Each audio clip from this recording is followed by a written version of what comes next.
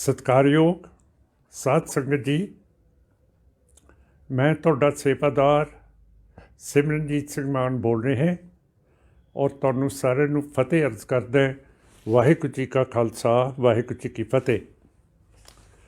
कल असी इंडिया दे विच Republic day मना रहे हैं। 1950 दे विच जिहड़ी 1947 तो बाद एक कमेटी कंस्टिट्यूएंट बनी सी जिसने इंडिया का संविधान बनाना सी, ਉਹਦੇ ਵਿੱਚ ਸਿੱਖਾਂ ਦੇ 2 ਮੈਂਬਰ ਲਏ ਗਏ ਸੀ। ਇੱਕ ਸਰਦਾਰ ਹੁਕਮ ਸਿੰਘ ਸੀ, ਸਰਦਾਰ ਭੁਪਿੰਦਰ ਸਿੰਘ ਮਾਨ ਸੀਗੇ।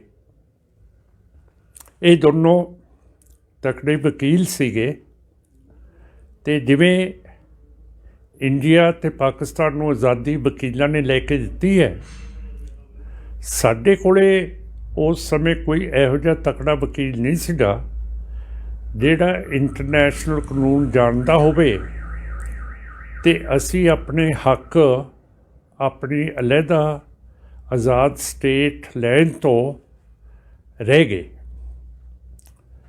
ਇਹ ਜਦੋਂ ਕੰਸਟੀਟਿਊਂਟ ਅਸੈਂਬਲੀ ਦੇ ਮੈਂਬਰ ਸੀਗੇ, ਇਹਨਾਂ ਨੇ ਕਿਹਾ ਕੰਸਟੀਟਿਊਂਟ ਅਸੈਂਬਲੀ ਦੇ ਵਿੱਚ ਕਿ ਨਹਿਰੂ ਗਾਂਧੀ ਨੇ ਸਾਡੇ ਨਾਲ ਬਹੁਤ ਵਾਅਦੇ ਕੀਤੇ ਹੈ ਕਿ ਜਦੋਂ ਅੰਗਰੇਜ਼ ਛੱਡ ਗਿਆ ਸਾਨੂੰ ਬਹੁਗਿਣਤੀ ਹਿੰਦੂ ਇੱਕ ਇਹੋ ਜਿਹਾ ਕਿੱਤਾ ਦੇਣਗੇ ਜਿੱਥੇ ਅਸੀਂ ਆਜ਼ਾਦੀ ਦਾ ਨਿੱਘ ਮਾਣ ਸਕਾਂਗੇ।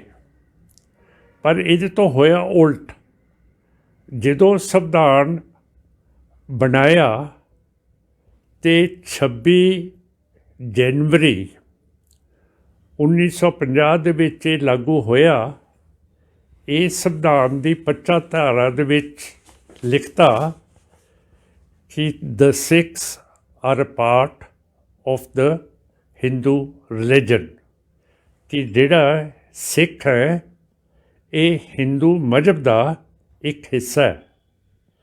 ਇਸ ਕਰਕੇ ਸਾਡੇ 2 ਸਿੱਖ ਨੁਮਾਇੰਦਿਆਂ ਨੇ ਸੰਵਿਧਾਨ ਦੇ ਉੱਤੇ ਦਸਤਖਤ ਨਹੀਂ ਕੀਤੇ।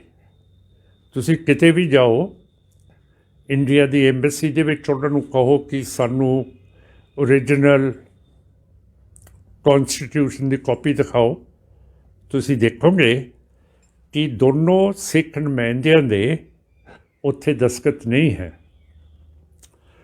ਹੁਣ ਸਵਾਲ ਇਹ ਪੈਦਾ ਹੁੰਦਾ ਹੈ ਕਿ ਇਸੇ ਕੌਨਸਟੀਟਿਊਸ਼ਨ ਦੇ ਰਾਹੀਂ ਸਾਨੂੰ ਹਿੰਦੂਤਵਾ ਨੇ ਇੱਕ ਝੰਡਾ ਦੇ ਦਿੱਤਾ।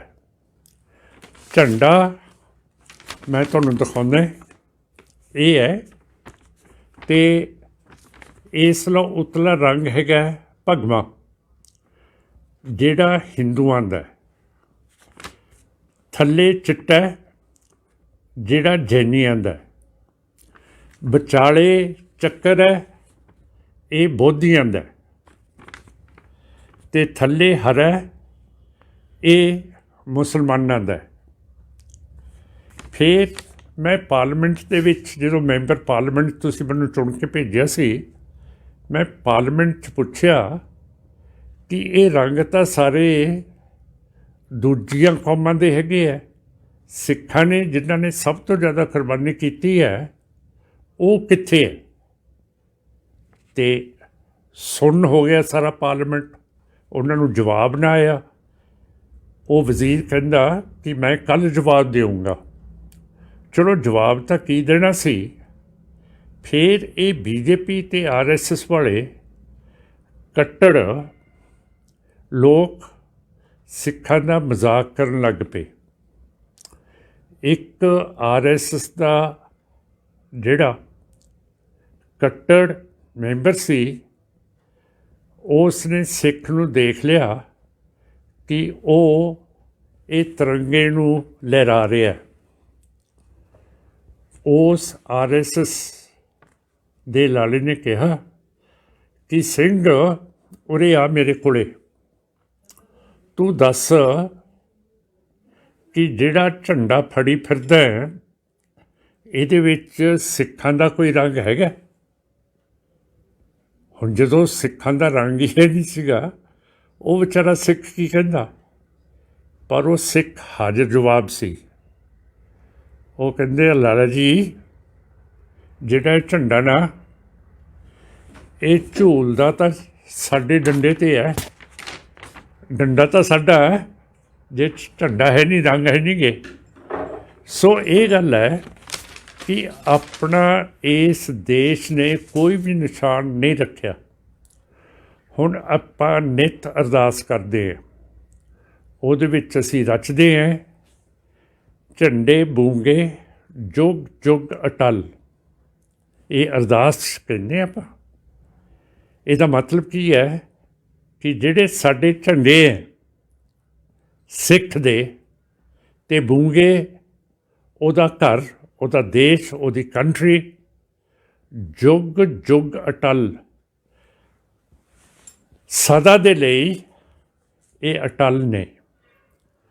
ਫਿਰ ਕੱਲ੍ਹ ਰਿਪਬਲਿਕ ਡੇ ਹੈ, ਸਾਡੇ ਕਿਸਾਨ ਵੀ ਦਿੱਲੀ ਦੇ ਉੱਤੇ ਪਹੁੰਚੇ ਹੋਏ ਹੈ। ਬੜੀ ਅੱਛੀ ਗੱਲ ਹੈ ਕਿ ਅਸੀਂ ਸਾਰੇ ਰਲ ਕੇ ਕੱਲ੍ਹ ਦਿੱਲੀ ਦੇ ਆਲੇ ਦੁਆਲੇ ਟਰੈਕਟਰਾਂ ਦੇ ਨਾਲ ਰੋਸ ਮੁਜ਼ਾਹਰਾ ਕਰ ਰਹੇ ਹਾਂ, ਅਤੇ ਆਪਾਂ ਨੂੰ ਉਸ ਰੋਸ ਮੁਜ਼ਾਹਰੇ ਦੇ ਵਿੱਚ ਸਾਰਿਆਂ ਨੂੰ ਸ਼ਰੀਕ ਹੋਣਾ ਚਾਹੀਦਾ ਹੈ। ਔਰ ਸਾਡੀ ਪਾਰਟੀ ਹਮੇਸ਼ਾ ਕਹਿੰਦੀ ਹੈ ਕਿ ਇਹ ਜਿਹੜਾ ਕਿਸਾਨਾਂ ਦਾ ਇਕੱਠ ਹੈ, ਜਿਹੜੇ ਇਹਨਾਂ ਦੀਆਂ ਡਿਮਾਂਡਸ ਨੇ, ਉਹ ਮੰਨਣੀਆਂ ਪੈਣਗੀਆਂ। ਅਤੇ ਸਾਡੀ ਪਾਰਟੀ ਦਾ ਕਿਸਾਨ ਮੋਰਚਾ ਦਿੱਲੀ ਦੇ ਅੰਦਰ ਲੱਗਿਆ ਹੋਇਆ ਹੈ, ਜਿੱਥੇ ਜਸਕਰਨ ਸਿੰਘ ਹੈਗੇ ਹੈ, ਔਰ ਦੂਸਰੇ ਪਾਸੇ ਜਿੱਥੇ ਆਮ ਕਿਸਾਨਾਂ ਦਾ ਮੋਰਚਾ, ਉੱਥੇ ਸਾਡਾ ਯੂਥ ਅਕਾਲੀ ਦਲ ਸੰਘਰਸ਼ ਦੇ ਵਿੱਚ ਸ਼ਾਮਲ ਹੈ। ਸੋ ਮੈਂ ਇਹੀ ਤੁਹਾਡੇ ਨਾਲ ਗੱਲਾਂ ਕਰਨੀ ਹੈ ਕਿ ਆਪਾਂ ਜਿਹੜੇ ਸਿੱਖ ਕੌਮ ਹੈ, ਇਹਨਾਂ ਦਾ ਝੰਡਾ ਅਲੱਗਾ, ਝੰਡੇ ਬੂੰਗੇ ਜੁਗ ਜੁਗ ਅਟਲ। ਤਾਂ ਫਿਰ ਆਪਾਂ ਕਿਸੇ ਦੇ ਨਾਲ ਲੜਨਾ ਨਹੀਂ, ਭਿੜਨਾ ਨਹੀਂ। ਜੇ ਕੋਈ ਤਿਰੰਗਾ ਝੰਡਾ ਲਾਉਂਦਾ ਹੈ ਅਤੇ ਉਹ ਲਾਈ ਜਾਵੇ, ਪਰ ਆਪਾਂ ਨੇ ਉੱਥੇ ਆਪਣੇ ਕੇਸਰੀ ਝੰਡੇ, ਜਿਹਦੇ ਵਿੱਚ ਖੰਡਾ ਕਿਰਪਾਨ ਹੋਵੇ, ਉਹ ਲਾ ਕੇ ਆਪਾਂ ਨੇ ਚੱਲਣੇ ਹੈ। ਹੁਣ ਸ਼ਰਾਰਤ ਇਹ ਹੋ ਰਹੀ ਹੈ ਕਿ ਜਿਹੜੀ ਦਿੱਲੀ ਦੀ ਪੁਲਿਸ ਨੇ ਇਜਾਜ਼ਤ ਦਿੱਤੀ ਹੈ ਕਿ ਕਿਸਾਨ ਰੈਲੀ ਕਰ ਸਕਦੇ ਹੈ, ਉਹਨਾਂ ਨੇ ਕਿਹਾ ਕਿ ਅਸੀਂ 10,000 ਤੁਹਾਨੂੰ ਸਵੇਰੇ ਇਹ ਤਿਰੰਗਾ ਝੰਡਾ ਵੰਡਾਂਗੇ, ਅਤੇ ਤੁਸੀਂ ਇਸ ਨੂੰ ਲਾ ਕੇ ਤੁਸੀਂ ਰੈਲੀ ਦੇ ਵਿੱਚ ਸ਼ਾਮਲ ਹੋਣਾ ਹੈ। ਹੁਣ ਜਦੋਂ ਅਸੀਂ ਆਜ਼ਾਦ ਕੌਮ ਹੈ, ਅਸੀਂ ਕਿਸੇ ਦੇ ਝੰਡੇ ਥੱਲੇ ਕਿਉਂ ਇਹ ਟਰੈਕਟਰ ਦਾ ਰੋਸ ਕੱਢੀਏ? ਸੋ ਮੇਰੀ ਇੰਨੀ ਛੋਟੀ ਜਿਹੀ ਬੇਨਤੀ ਹੈ, ਅਰਦਾਸ ਹੈ ਕਿ ਆਪਾਂ ਇੱਕ ਲਹਿਦਾ ਕੌਮ ਬਣਾਈ ਹੈ। ਗੁਰੂ ਨਾਨਕ ਸਾਹਿਬ ਨੇ ਕਿਹਾ, ਨਾ ਅਸੀਂ ਹਿੰਦੂ ਨਾ ਮੁਸਲਮਾਨ। 6ਵੇਂ ਪਾਤਸ਼ਾਹ ਨੇ ਸਾਨੂੰ ਸ਼ਸਤਰ ਅਤੇ ਸਵਾਰੀ ਦਿੱਤੀ ਹੈ।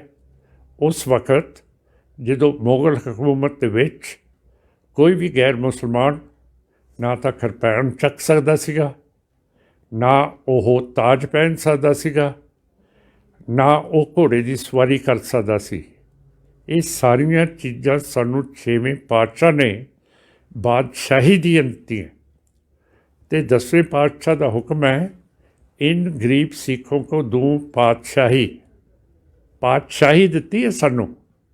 ਪਰ ਸਾਡੇ ਉੱਤੇ ਕਦੇ ਮੁਗਲ ਰਾਜ ਕਰਦੇ ਹੈ, ਕਦੇ ਅਫਗਾਨ, ਕਦੇ ਅੰਗਰੇਜ਼, ਅਤੇ ਹੁਣ ਹਿੰਦੂਤਵਾ ਦੇ ਲੋਕ। ਅਸੀਂ ਬਿਲਕੁਲ ਆਜ਼ਾਦ ਕੌਮ ਹੈ, ਅਸੀਂ ਕਿਸੇ ਦੇ ਨੀਚੇ ਕਦੇ ਹੋਏ ਨਹੀਂ ਹੈ, ਅਤੇ ਸਾਡਾ ਆਪਣਾ ਧਰਮ ਹੈ, ਆਪਣੀ ਕੌਮੀਅਤ ਹੈ, ਔਰ ਸਾਰਾ ਕੁਛ ਆਪਣਾ ਅਲੱਗ ਹੈ। ਸੋ ਤਕੜੇ ਹੋ ਕੇ ਕੱਲ੍ਹ ਆਪਾਂ ਨੇ ਕਿਸਾਨ ਮਾਰਚ ਦੇ ਵਿੱਚ ਹਿੱਸਾ ਲੈਣਾ ਹੈ ਔਰ ਆਪਣਾ ਝੰਡਾ ਕੇਸਰੀ ਹੋਊਗਾ, ਤਿਰੰਗਾ ਝੰਡਾ ਨਹੀਂ। ਇਹਨਾਂ ਸ਼ਬਦਾਂ ਦੇ ਨਾਲ ਆਪ ਤੋਂ ਮੈਂ ਹੁਕਮ ਮੰਗਦਾ ਔਰ ਫਤਿਹ ਅਰਜ਼ ਕਰਦਾ। ਵਾਹਿਗੁਰੂ ਜੀ ਕਾ ਖਾਲਸਾ, ਵਾਹਿਗੁਰੂ ਜੀ ਕੀ ਫਤਿਹ।